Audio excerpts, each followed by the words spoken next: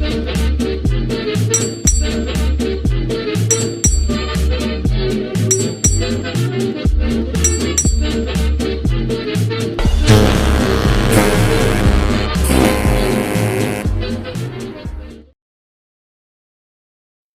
everybody and welcome to the Drydock episode 290. This is the last regular Drydock of March. The next one of course will be the Patreon Drydock. And this week the questions are taken from guides 364 and 365 on the Ding Yuan class and the 1914 HMS Ark Royal, later HMS Pegasus, along with the videos on Wednesdays from the Revenants of Pearl Harbor, so the three sunken battleships, Nevada, California, and West Virginia, how they went back to the front lines.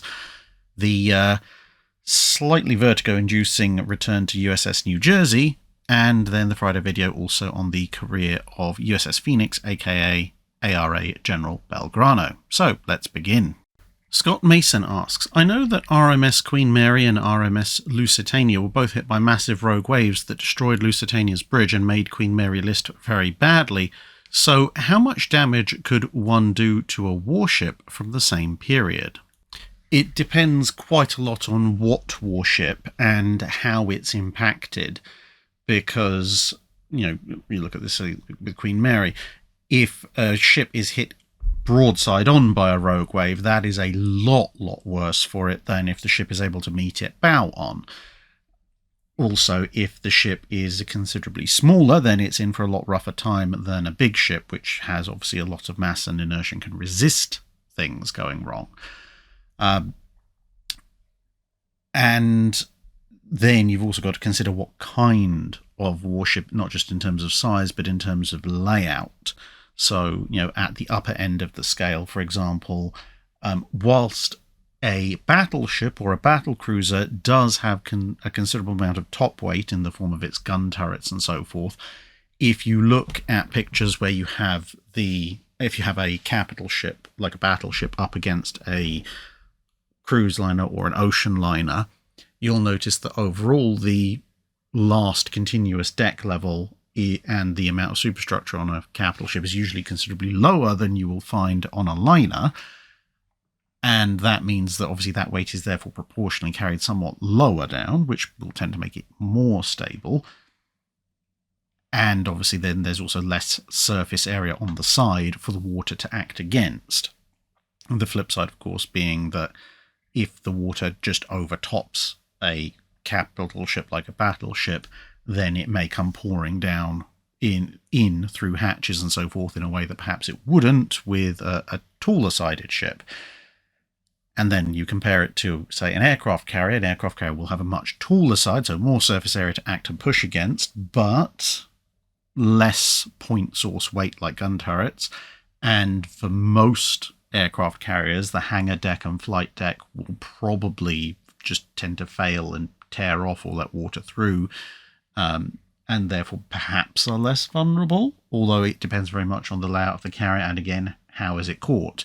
You know, if you've got a aircraft carrier with perhaps an open hangar deck and those large hatches and doors are in fact open, then you could have some major problems, because if water pours in one side, it may not necessarily exit the other side all at the same rate, and then you have a very large amount of water creating a free surface effect, which might be enough to drag it over.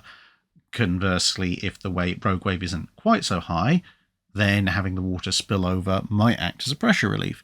And if everything is enclosed, then you've got, again, more and high surface area to act on, so the ship gets pushed over more, but the water doesn't enter the ship, so you have less free surface effect and less ongoing problems. And so it kind of goes on and on and on in an endless spiral. But a smaller warship like a cruiser or a destroyer might very easily be overwhelmed by such a wave, and indeed, you know, some small ships were overwhelmed in very major storms in the interwar period, even, you know, small warships. And then again, you've got the fact that a warship will tend to be more compartmentalized, so if there is flooding, it's more likely to be more isolated on a warship than it would be on a liner, which tends to have fewer larger open spaces. John Smith asks, What would happen if the ships interned in Scapa Flow decided to return to Germany using force, and was that a real threat? No, it wasn't a real threat for several reasons. Firstly, the ships that were sent to Scapa had to be disarmed before they were sent across the North Sea, and there were British crews who verified that the ships had in fact been disarmed. And once they arrived there, the crews were gradually siphoned down to caretaker-only crews, with most of the rest being sent home. So if at some point someone had come up with the genius idea of, we are going to sail our ships home and we're going to fight our way through the Grand Fleet to do so, the British would have gone, with what guns? There would barely be enough men aboard those ships to raise steam to get the ships underway, let alone fight guns that had their breech blocks removed and all the ammunition taken out, etc. So at best, they could have got the ships moving at a slow speed, refused to stop when challenged, maybe tried to ram something, and then got massively torpedoed and shot up by every Royal Navy ship in the vicinity. Chisan asks, I've heard about the French seaplane tender MN Commandant Teste. What was the idea behind it, and why did the French Navy want to make it as large as possible? And would it actually be much good, knowing that it has 4 catapults and could store a decent amount of seaplanes? Well, the idea behind it was fairly simple. When the French had signed up to the Washington Naval Treaty, they decided to convert the nearly complete but no longer needed battleship Béarn, one of the Normandy class, to an aircraft carrier. But they also realised that if you have one of something, that means a lot of the time you have none of something, because the ship can't be in service at sea all the time, something that the current French Navy has the same issue with the Charles de Gaulle. And so they decided they needed a second aircraft carrying vessel. But they didn't have another near-complete Normandy-class hull lying around. They didn't want to convert one of the Britannias, and in any case the Britannias would have been even smaller and less capable. So that meant they were going to have to build something else. But they didn't want this aircraft-carrying vessel to count against their capital ship tonnage, so that meant it couldn't exceed 10,000 tons, because the Washington Treaty said anything above 10,000 tons was a capital ship. And they also didn't want to build anything that could theoretically be counted as an aircraft carrier, because the other qualification for the Washington Treaty, apart from an aircraft carrier being over 10,000 tons, was that an aircraft carrier was a vessel that was designed to launch and land aircraft aboard itself. So they went for a 10,000-ton seaplane carrier, because by being at exactly 10,000 tons, it didn't count towards capital ship displacement tonnage, either battleship or carrier, and because it was quite evidently a seaplane carrier and couldn't land aircraft directly back aboard, it wasn't an aircraft carrier, so it fell into a very neat hole in the treaty, which meant it didn't count towards any of their tonnage, because it wasn't a cruiser, because it didn't carry 6 or 8 inch guns or anything like that, and definitely wasn't a destroyer. So happy days, as far as the French were concerned. As far as it being a good idea, well, the interesting thing is it's a seaplane carrier, but it's a seaplane carrier that, unlike most seaplane carriers, which support essentially recon and anti-sub warfare aircraft, could actually carry an offensive aircraft complement. If you carried larger aircraft, including torpedo-capable aircraft, you could get, around about 10 of them, I think it was, serviceable in the hangar at any one time, plus a couple of spares.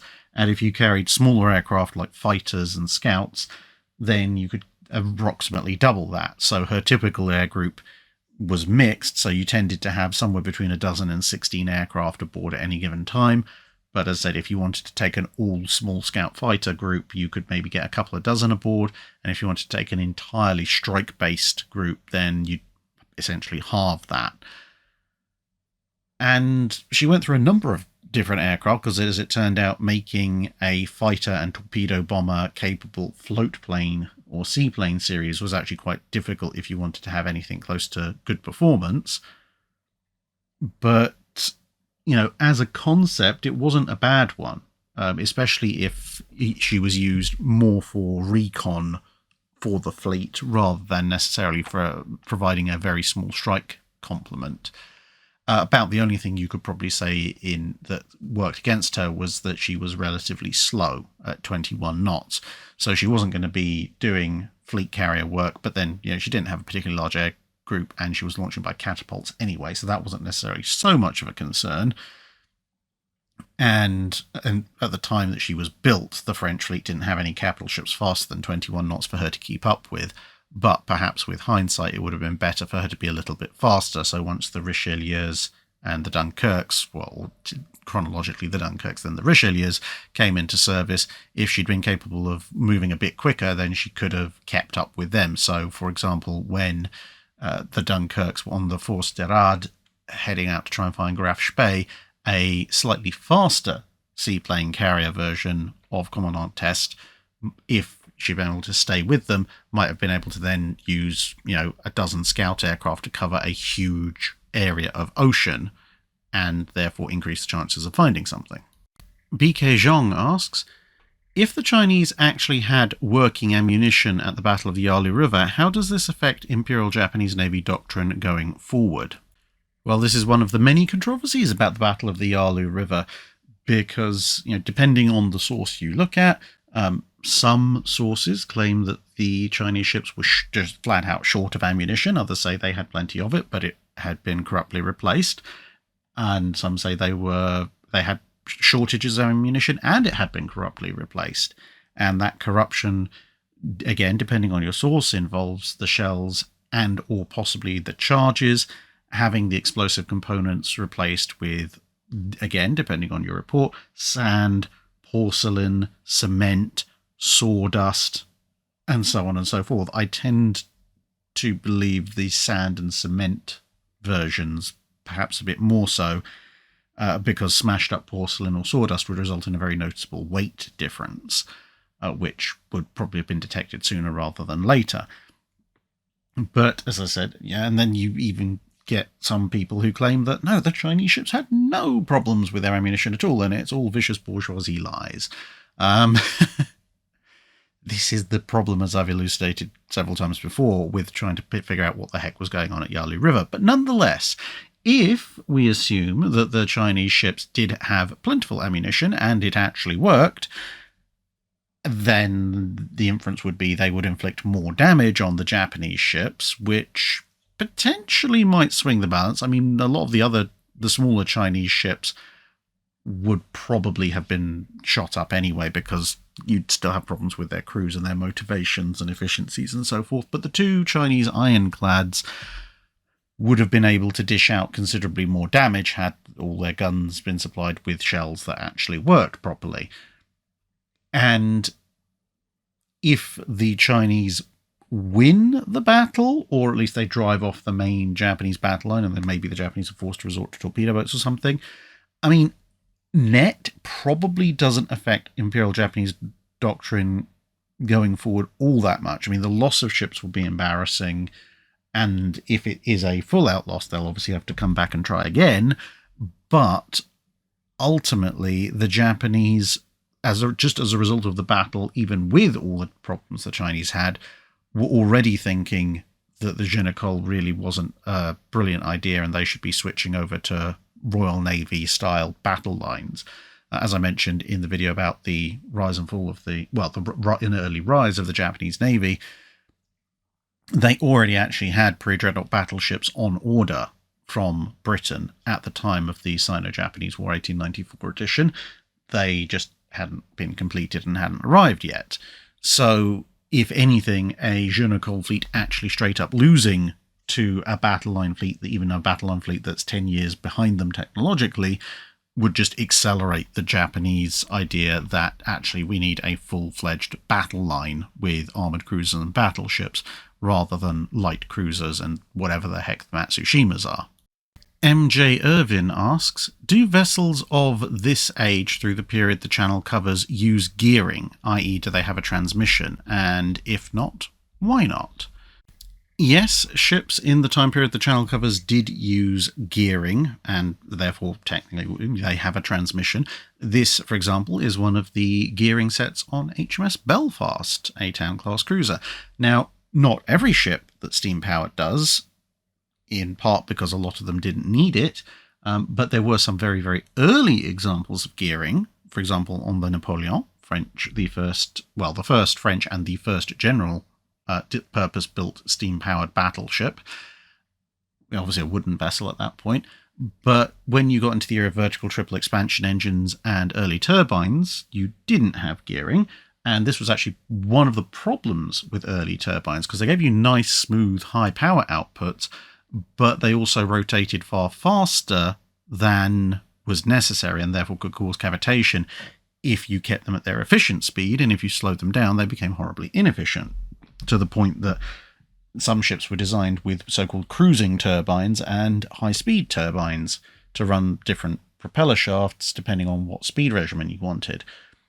But then, as the 1900s progressed into the 1910s, you started to see gearing sets for turbines being invented, and then it was pretty much the default for any kind of warship that wanted to move at speed from that point forward.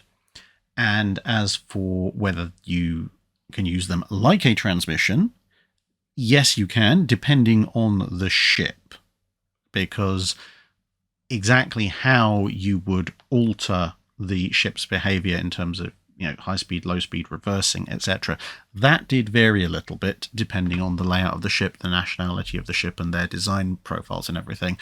But I do have to say with a little bit of glee that way back in the day, right early on in the beginning of the channel, when someone asked a question about could you change gears on a ship, i.e. does a geared turbine ship have a clutch? And I said, yes, some geared turbine ships did have a clutch, and therefore, yes, it was possible to strip the gears from your gear set if you did it wrong, and that would be very violent and very expensive and cripple your ship. Some people, I still remember, were very happy and gleeful to pounce in the comments and immediately announce that I didn't know anything about shipping. I didn't know what I was talking about, because no geared turbine vessel had a clutch. The gearing was purely to step the turbine rotations down from very high speed to very low speed, and no one would ever be stupid or insane enough to include a clutch on a warship. To which I must admit I laughed then and I laugh now, because there's such a thing as being aggressively wrong. And it's funny to see because, well, this little set of plates is in the same engine room, the same machinery space on Belfast. It's no more than 30 yards from the gearing set you just saw. And for those of you with small screens or whatever, I shall read you what the top plate says. It says, this valve, which as you can see is a cruising valve with a shut and open, this valve must only be opened when clutch lever is in clutch engaged position, oil pressure in clutch to be at least 10 pounds per square inch. And then the lower plate says, when changing over from high pressure to cruising turbine, clutch must never be engaged when the shaft revolutions are in excess of 200 per minute. And slightly off screen from this particular photo, there's also a massive brass plate that says clutch. So yes, some geared turbine warships do have clutches. There are very explicit instructions on how to use those clutches. And as you might surmise from that lower plate, it is entirely possible to completely screw up your gearing system if you don't follow those instructions. So I must admit, I still have a giggle about that, because I think that was the first time I had a number of people being very aggressive about their supposed expertise, when you can literally walk into one of the best preserved engine rooms of any museum ship and go, I wonder why there's a gigantic foot-high letters set that says clutch in the engine room. The man formerly known as Commenting Is What I Do asks, I've seen photos of the model of Duke of Kent, supposedly the largest unbuilt man of war ever, and photos of HMS Howe from 1860, the largest man of war ever actually built, although never getting to sail as such, unlike her sister HMS Victoria. And Duke of Kent comes off as being nowhere near as long as Howe. Is this perception correct? Putting aside issues of whether or not Duke of Kent is actually what it purports itself to be in terms of when it was designed and so forth. Technically, at least according to my scaling, yes, Duke of Kent would be slightly smaller than Howe in length, but greater than her in volume. And that would be why she would be classified as the largest, because as you can probably tell from this photo of the model of Duke of Kent, she's a 4-decker, whereas Howe is only a 3-decker. So even though by my scaling she is... that is, Duke of Kent would be very slightly shorter than Howe, she would displace more and have a lot more internal volume and obviously more guns thanks to that 4th deck. For reference, the model of Duke of Kent is supposed to be 1:96 scale, and the base is supposed to be 1.23 meters long. So, based on that, I scaled the model. Now, of course, as you can see, there is quite some perspective going on with the way it slopes back. But on my rough scaling based off of the 1.23 meter length of the base, and then looking at the length of the ship itself, as in the actual ship, not the bowsprit, etc., and so forth, that gave me a length of somewhere in the region of 240 to 250 feet, once you multiply it by 96, which would make the ship 10 to 20 feet shorter than Victoria and Howe. But, as I said, it would, in theory, actually displace more, thus making it the biggest. The reason it doesn't seem as long as Howe, by a fair margin, is because of that 4th deck. It makes it look a lot more square and therefore shorter, even though it is actually quite a substantial vessel. Prussian Hill asks, you've stated several times in the past that if you got the chance, you'd want to preserve HMS Warspite and USS Enterprise.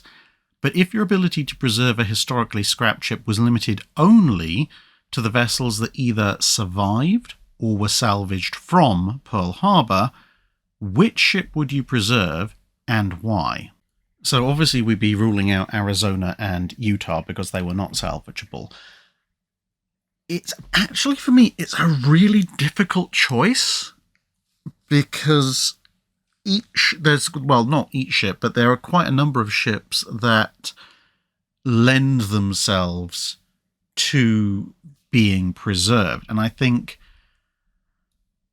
the 4 strongest contenders for me would be Nevada, Pennsylvania, West Virginia, and California. And the reason for that is that they all have very strong cases to make, and it's difficult for me to decide between them.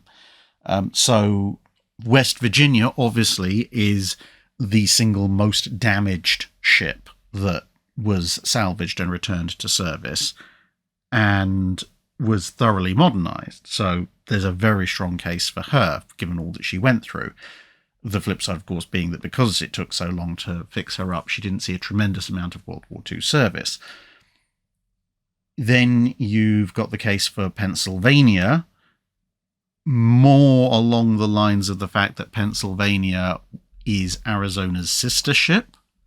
So perhaps having her as a museum ship at Pearl Harbor, either alongside or just along from Arizona, it would give people a chance to see Arizona and, you know, what happened to her, but also at the same time be able to go and see what Arizona would have been like had she survived. And I mean, obviously, by the point Pennsylvania would have been made a museum ship, had been refitted, but to see what a Pennsylvania class battleship looks like in the flesh, that would have made a nice contrast. Then you have California, because, I mean, she was one of the ships that was sunk and then heavily refitted, and she has a little bit more combat history to her name than West Virginia does. And again, this is purely subjective on my part, but I think of those ships, the Tennessee class is the best looking aesthetically. And hey, it means we have a second 14-inch armed ship in the US Museum fleet, as opposed to, all the 16 inches and poor old Texas. And then finally you come to Nevada, because Nevada, ticks the box, as does California and West Virginia, of being sunk. She has that whole, undocking and maneuvering and, going ashore. So that's a little bit of extra flavor to it. She has a reasonably interesting post-refit history in the Second World War. And of course, she was then atom bombed at Crossroads. Now, that might complicate making her a museum ship a little bit. But, given that it's an arbitrary question, if it was then possible to decontaminate Nevada and refit her as a museum ship,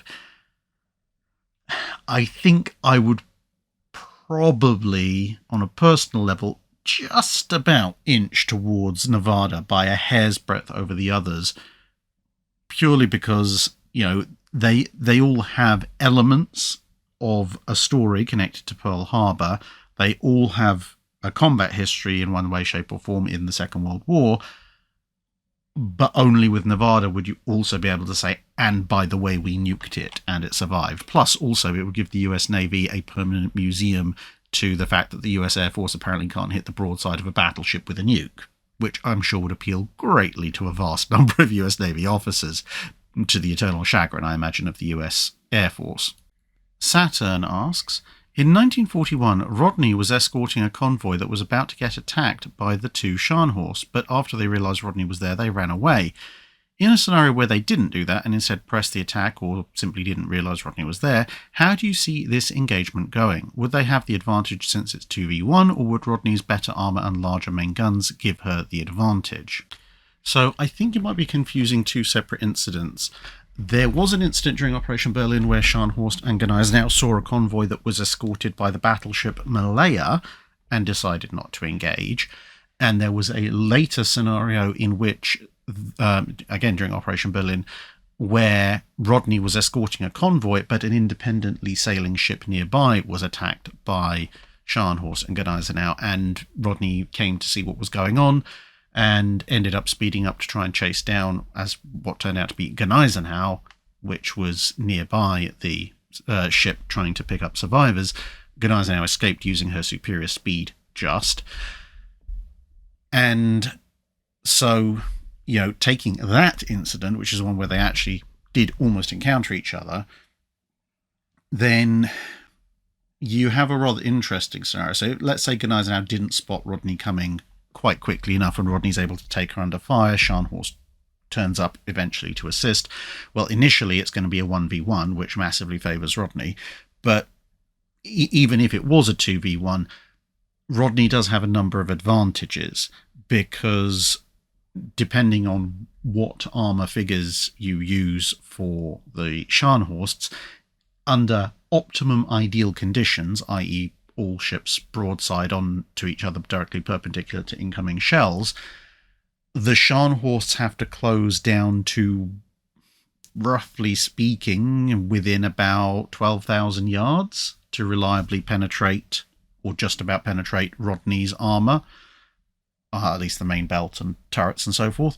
Whereas, again, depending on which armour figures you use, Rodney either has a 3,000 to 4,000 or 7,000 to 8,000 yard advantage, in which she can engage the Scharnhorsts and penetrate their citadels, when the Scharnhorsts can't penetrate Rodney's. Now, of course, if the ships are angled, which if they're closing they will be, that changes and shortens up the range even further. And of course, the Scharnhorsts do have the advantage of 18 guns versus 9. So statistically speaking, hits should be more likely to be scored just through, sheer throw enough at the wall and hope some of it sticks. Conversely, they are both firing 11-inch shells, and at least by the time they join up, they would, in theory, be relatively close together, so it's possible that you might end up with the gunners confusing themselves. Was that salvo that just landed Scharnhorst, or was it ours, or vice versa? And of course, whenever any shell hits, because of course that's just armor penetration, the shells could hit anywhere else on the ship that's either part lightly armored or not armored at all. But when Rodney shells hit, they are going to do considerably more damage, not just because they're going to go deeper, but the bursting charge on Rodney's armor-piercing shells is just over 50 pounds of explosive, or just over 23 kilos, whilst the Scharnhorst is about 14.5 pounds, or just under 8 kilos, which means that the British shells, for every hit, are delivering about 3 times the explosive with a shell that weighs almost 3 times as much. So a single 16-inch hit from Rodney on either Scharnhorst or Gneisenau not only is more likely to penetrate something, but is going to do considerably more damage than an 11-inch hit on Rodney wherever it happens to go off. Then factor in that Rodney is captained by Captain Dalrymple Hamilton, who was the same captain aboard her when she took on Bismarck, former destroyer commander, very willing to throw his ship around like a big destroyer, make her quite hard to hit. Whilst 2v1 is never a favourable engagement for a warship, Dalrymple Hamilton aboard Rodney against Scharnhorst and Gneisenau is probably one of those scenarios where you could probably say the one has a decent to, very good chance of winning against the two. Because quite frankly, if Rodney gets a single decent salvo crashing down on one of the Scharnhorsts, it's not going to be curtains for that ship, but it's certainly going to significantly combat impair it, which dramatically changes the odds. And given that salvo crashing down is, given the armor penetration figures we just discussed, is likely to do considerably more damage in the first place, whilst a prolonged 2v1 engagement is bad for Rodney, I think Rodney is probably going to fairly quickly reduce it to a 1v1 engagement. I mean, you can look at Renown taking on the two Scharnhorsts. Admittedly, the rough weather helped with that off of Lofoten, but Renown was not as well protected as Rodney, didn't have anywhere near as many guns she could bring to bear, and of course they're slightly smaller, and yet she managed to drive Scharnhorst and Gneisenau off. Now, granted, again, that was in part thanks to rough weather, but both sides were experiencing rough weather. So add it all together, and I think the most likely outcome of the battle is Rodney emerges damaged, but having probably crippled and likely later sunk one of the Scharnhorsts, with the other one booking it when they realise what's happened to their compatriot. RCA VHS tape asks, since your New Jersey video is obviously located on the Delaware River, do you plan to do a video on the actions of the Royal Navy on the Delaware during the American War for Independence? I'm thinking things like the explosion of HMS Augusta in 1777 in particular, when the American river fortifications are being contested. Yes, I do. I mean, the little Friday mini-series on the frigate duels of the War of 1812 seems to be, booking it along quite nicely, fairly popular.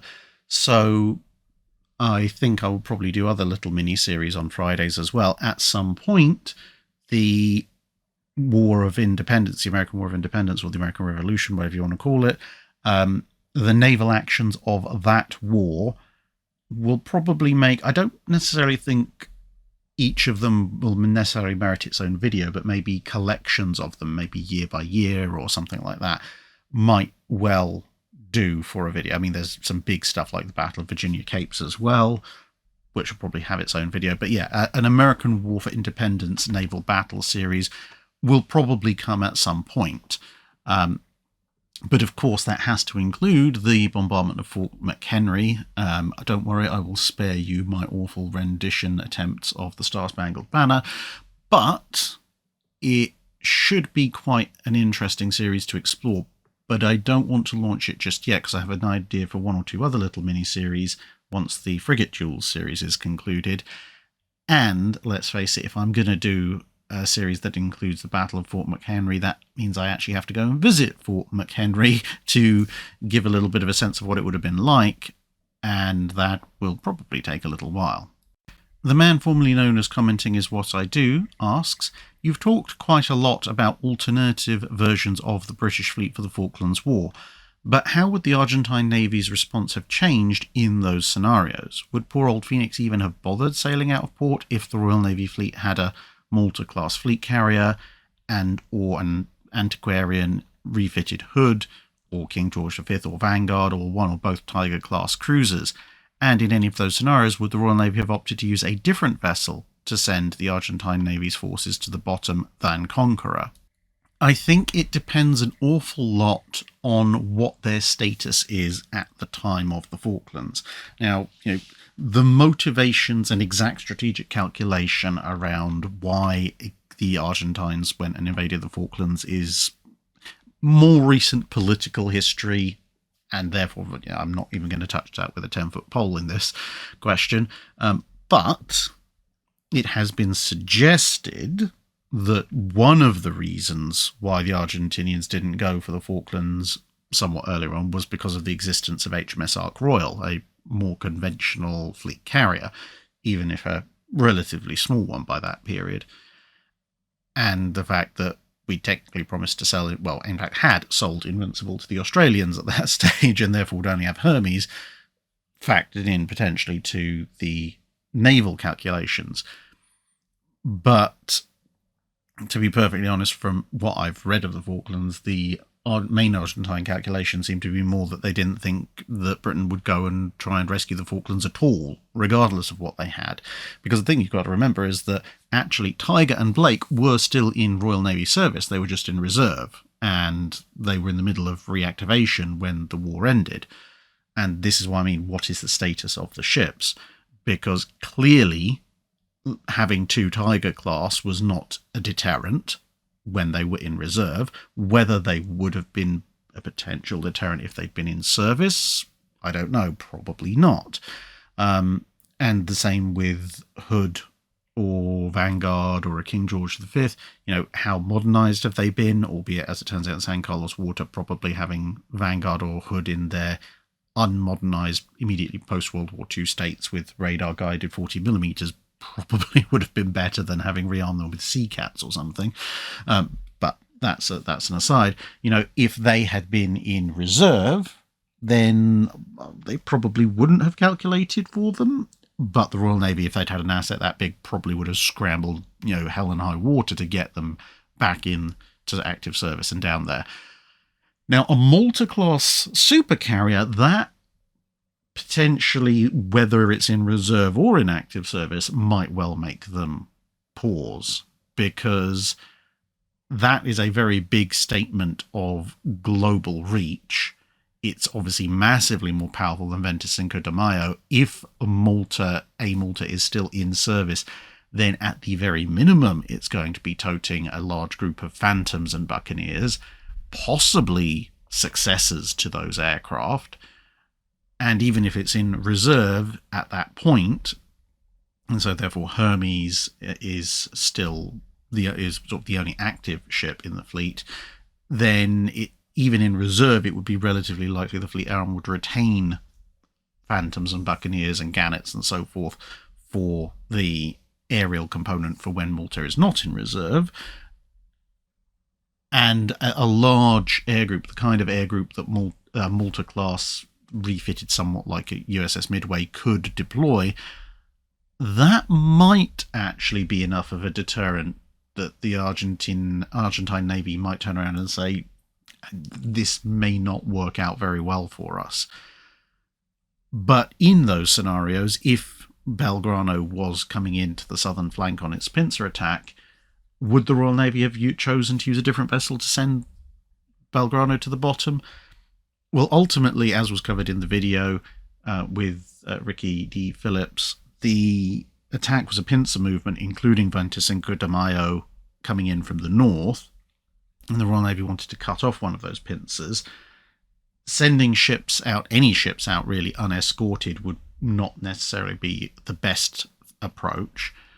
But if you did have, multiple squadrons of Buccaneers and Phantoms aboard a Malta, and the location of Belgrano, well, bear in mind at this point they didn't quite know the exact location of Venta Cinco de Mayo, it's possible that the Navy might have elected to use an airstrike to down Belgrano and her escorts and preserve the secrecy of Conqueror, but it's equally possible I might have ordered Conqueror in. In the case of a battleship or both Tiger class, whilst, whether it be Hood, Vanguard, or King George V, they would have utterly overwhelmed Phoenix, aka Belgrano, and to be honest, the two Tigers, even with those hideous shoeboxes on the back, probably would have made relatively short work of her as well. The simple fact is that would require either Belgrano to come all the way to the Royal Navy, which is not a scenario they necessarily want while they're trying to work out whether or not Ventus and Good can launch Skyhawks at them, or it would require them to send a task group south to go and find Belgrano, which obviously breaks up the Royal Navy force. It means there's less escort for the carriers. It means there's potentially the chance of coming under attack from Argentine submarines or air units themselves. And so I think in those cases, Conqueror would still have been ordered to take the shot. And if she had missed, then, well, you got a very big backstop.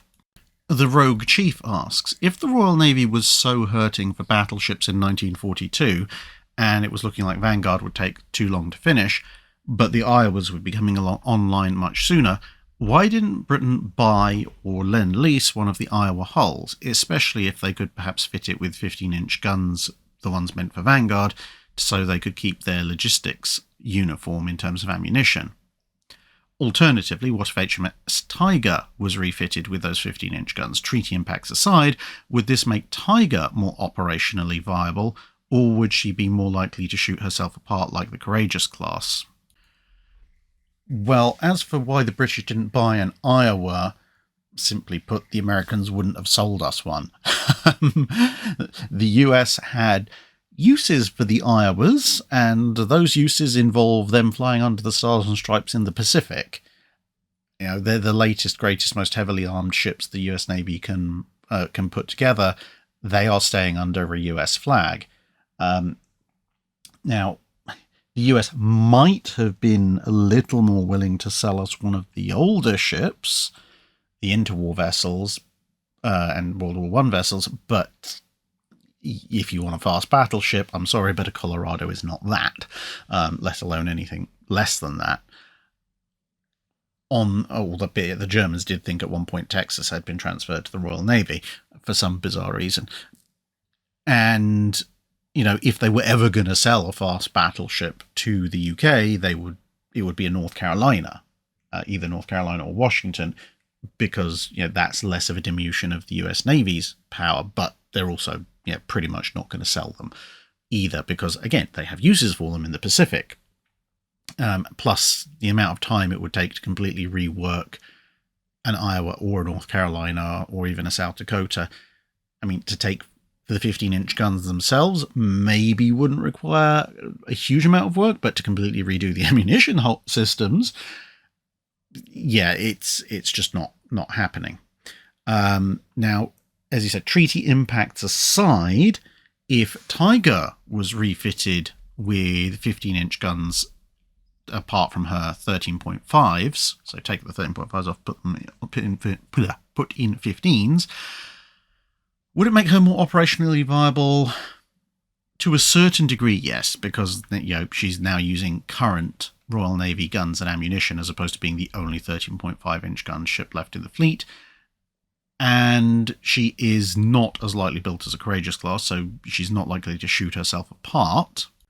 The larger problem is that you are looking at around about 1,000 tons per twin 15-inch turret, just counting the weight of the turret and the guns, not including hoists and all the other changes you need to the ammunition handling systems, whereas for the twin 13.5-inch on Tiger originally, those guns are those turrets about 750 tons if you just look at the two guns plus the turret weight, which means that all of other weights aside, 3 twin 15s weigh as much as the 4 twin 13.5s. And that in turn means that either you're going to get an incredibly overweight vessel or you're going to have to ditch one of the gun turrets, because actually it works out about the same, 3,000 and 3,000 tons if you have 3 twin 15s as opposed to 4 twin 13.5s, at which point you've created a variant on the Renown class, bizarrely enough.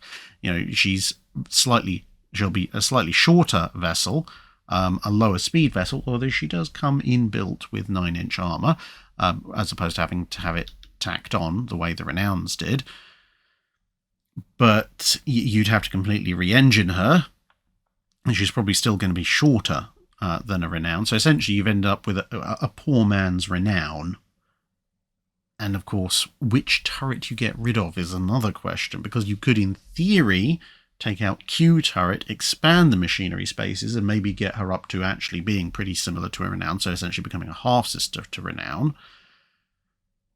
but without much improvement elsewhere. Alternatively, you could ditch X turret, and if you ditched X turret and just kept A, B, and Q, I suppose you might be able to play around a little bit with machinery to get her a little bit faster as well. But by getting rid of X turret, you'd be able to draw the Citadel back quite a bit, which would save a lot of weight. So you might actually be able to get her up to speed that way without too many sacrifices. So, it would be incredibly expensive, but you could get potentially a Renown-like ship out of Tiger with enough investment. So it would make her more viable for the Second World War. As you said, we're explicitly ignoring all the impacts on the treaties at that point. But it would be a lot of money for not a huge amount of result. Lord Quack, King of the Ducks, asks, what were the construction differences during the Age of Sail in terms of warships versus merchant ships, other than obvious things like there are more gun ports on warships and fewer cargo holds? Did warships use more closely spaced ribbing, thicker planking, etc., etc.? These days we hear about commercial built versus military built ships and how that affects service life and survivability, but was that a similar concern during the Age of Sail? Yes, there were quite substantial differences. I mean, obviously a warship would have multiple gun decks, whereas most merchant ships would tend to have just cargo space as much as possible. Although merchant ships generally would have slightly more generous living accommodation for their crew, simply because they didn't have that many crew, so they could afford to space out a little bit compared to a Navy vessel. And a lot of merchant ships would, especially towards the latter part of the Age of Sail, if they were armed, they would have guns maybe just on a few on the upper deck. Even the big East Indiamen, which tended to be considerably more heavily armed, were still built with much wider framing. I mean, even within warships, frigates tended to have far more widely spaced frames or ribs compared to ships of the line. And the East Indiamen also had wider framing or ribbing compared to a ship of the line, even if they were of about the same size as a third rate or a fourth rate.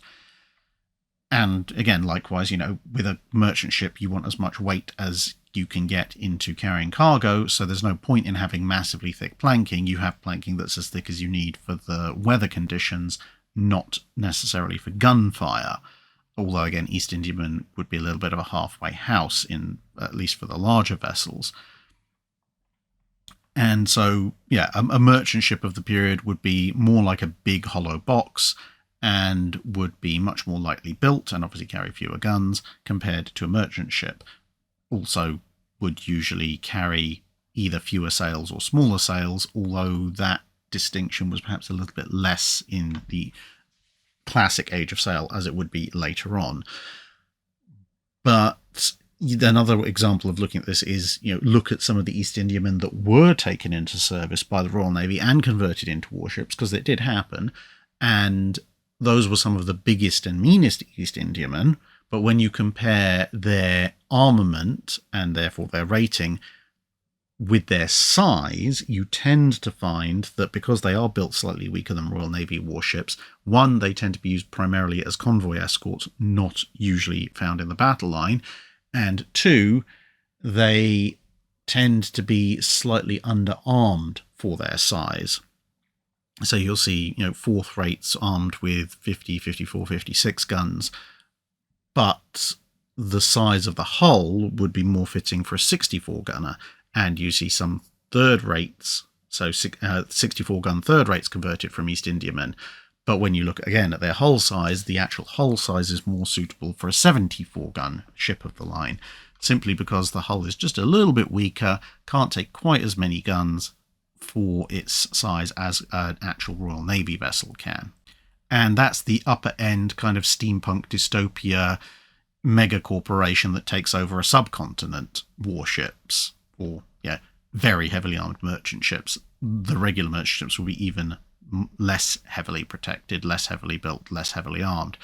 If you're interested, by the way, this picture of HMS Victory with Repulse in the background, that's available as a rather large, kind of 1 meter - 3 foot long, high quality print on the Drachinifel.co.uk website. Some of you have bought it already. There are a few available left from the limited print run we've done, so grab one if you want. It's really, really nice picture. King Brock asks, how did the process of internment work, and what would have happened if Admiral Graf Spee had not left Montevideo? Exactly how internment worked, once it was even brought in as a part of international law at the roundabout the turn of the 20th century, was an evolving thing, even during the time period the channel covers. Initially, it was the overall goal was clear, that being to essentially detain a warship in a neutral port if it violated the rules of neutrality in some way, shape or form. But exactly what that constituted was, certainly in the initial resolutions and so forth, was fairly wishy-washy and ill-defined. So, for example, in terms of the crew, it was determined that the crew should be detained, but whether the interning country chose to detain the crew and keep them aboard the ship, or to remove most of them ashore, or some balance in between, was entirely left down to the interning country. The only stricture was that a small number of crew should be permitted access to the ship for its general maintenance and upkeep, to make sure it doesn't just roll over and sink in the dock. But outside of that, it's pretty much, whatever the country feels like. And again, it's said that, you have to make sure that the ship cannot sail. But again, how you do that is left up to the interning country. Now, most of the time that seems to have been interpreted as essentially offloading enough fuel so that you can have, the one boiler ticking over to provide power to allow for maintenance and pumps and so forth, and topping that off just occasionally. But the vast bulk of the ship's fuel would be taken away so that it can go anywhere fast or any particular distance. Looking at other internments, like the internment of the High Seas Fleet at Scapa Flow, you could perhaps also demand that the ship be disarmed. And one of the easiest ways of doing that was just to remove the breech blocks, which could then be carefully packed, taken ashore and stowed. And in that way, it wouldn't even matter if the ship still had ammunition on board, because without the breech blocks, the guns can't fire. But if you have most of the crew and there's just a caretaker crew aboard with, 5% of the ship's fuel on board, do you need to do that? It's up to you. So, a minimalist approach to internment would essentially be maybe mostly defueling the ship and putting a few guards on the ship to make sure nobody tried to sail off or shoot at something.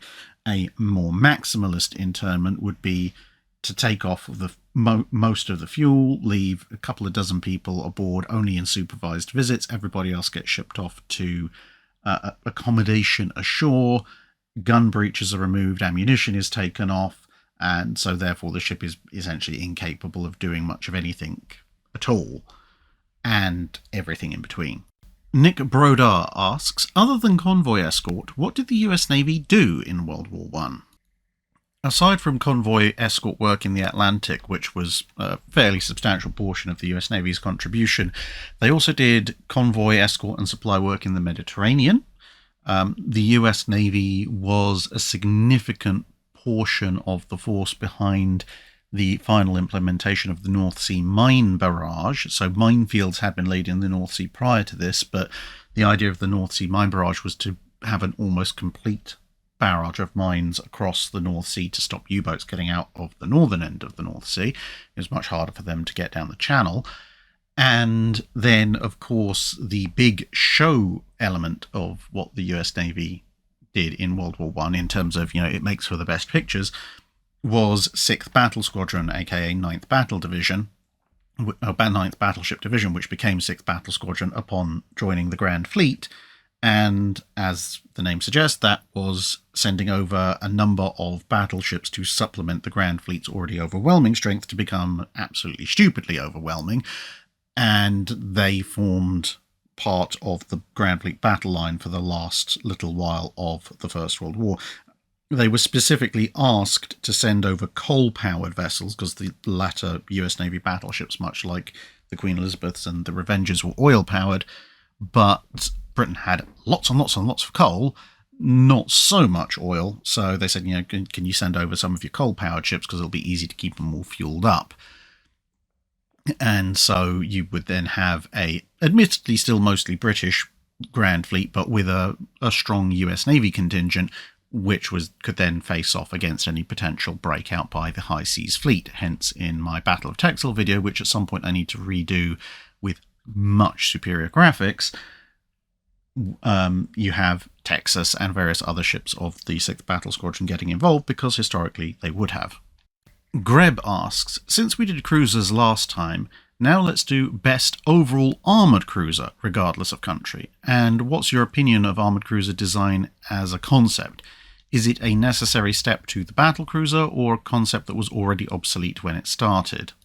I think the armoured cruiser was a valid and probably inevitable concept, because ultimately, when you look at when the armoured cruiser, re-emerges, I guess, the corvettes, frigates, etc., that have all been lumped in generally as cruisers are essentially unarmoured, which means you've got a lot of fast, very poorly protected ships running around. Okay, they've got a protected deck, but whatever. And the battleships can kill them, but the battleships are needed mostly for fleets or for station flagships, and they are relatively slow. So you have this problem of, the fast ships can raid merchant convoys, but are very fragile. The slow ships can kill them, but can't really catch them. And so the idea of a big, fast ship that can catch and kill protected cruisers and cruisers generally was always going to show up, and that's going to be the armoured cruiser. And then once people realised how big and how powerful they were, then they started to get ideas about maybe using them as a secondary battle line unit, but that was kind of an effect of them existing rather than part of the absolute initial concept for most navies, not necessarily all. But if we're going to look at what is the best overall armoured cruiser regardless of country, as you may have guessed from my 5 ships that really need to be known more, I'm going to go for the French Edgar Quinet class.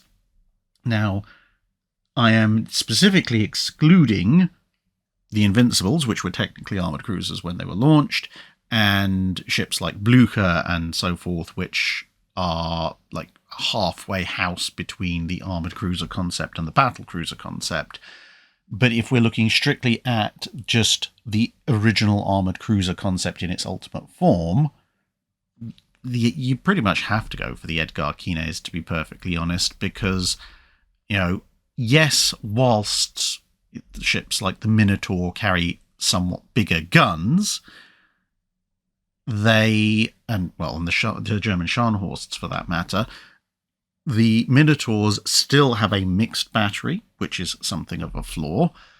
The Scharnhorsts have a unified battery, but not that many of them, whereas the Edgar Quinets have a unified main battery of relatively powerful guns, 194mm or 7.6 inch, and they also have quite a number of them. So, the Scharnhorst can bring a 6-gun broadside to bear at certain ranges. The turret guns outrange the casement guns.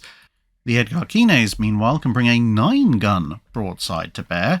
They've got good armour protection. They're quite quick. Armour and speed is perfectly fine for an armoured cruiser. And yeah, that uniform main battery with a good weight of fire, and a lot of it in turrets, I think it just makes them that much better than the other contemporary armoured cruisers. And this is the thing I tend to find, at least in my observations of various ships and built by various nations. The French in particular tend to either build ships that deserve every rotten tomato thrown at them possible, some of their early pre-dreadnoughts being very obvious examples, but they almost exist in a binary state of they either produce something like those or like the cruiser Duquesne, which are just frankly awful, or they switch over to producing stuff that is actually really absolutely top of its class, like Edgar Quinet, Richelieu, Algerie, etc., etc. The French don't seem to do mediocrity. They either do brilliance or awfulness. Yokosuka Girls High School Marine Training Vessel Harakaze asks, as one does when bored, a random button on Wikipedia was pushed and it gave me the page of Admiral Walter Warzecha, I think, and described him as the last head of the Kriegsmarine. What surprised me was the date, given his removal and imprisonment by the Allies, was long after the Dönitz government was dissolved. So what exactly was he doing, and what sort of orders was he able to give under his, in theory, command? Well, essentially he was a caretaker for winding down the Kriegsmarine. So you'd obviously had Raeder in command of the Kriegsmarine, then Dönitz. Dönitz had then been promoted to Führer, and then you'd had another chap who actually was put in charge of the Kriegsmarine when Dönitz went up a notch, which was Admiral, I think it's Friedeberg, except he committed suicide less than a month after Germany surrendered, which meant the Allies were in the process of winding down the Kriegsmarine, but they needed someone in charge to give orders, and, well, Warzecha seems to have been the next in line, so they were just like, right, okay, you are now technically in charge of the Kriegsmarine, and your main duty is to ensure the orderly winding down of the Kriegsmarine until we have no further need of your services. And then the office of the head of the Kriegsmarine was abolished when Warzecha was relieved of his duties, about a month after he was put into them, and the Kriegsmarine itself was officially disbanded, not very long thereafter. So, yeah, he that was basically his job. And he was just then kept as a prisoner of war, but then released a few years down the line. And, well, for the rest of his life, not that it was particularly long, about a decade more, he just worked as a normal civilian. And that concludes this week's episode of The Drydock. Thank you very much, everybody, for listening, and hope to see you again in another video fairly soon. See you then.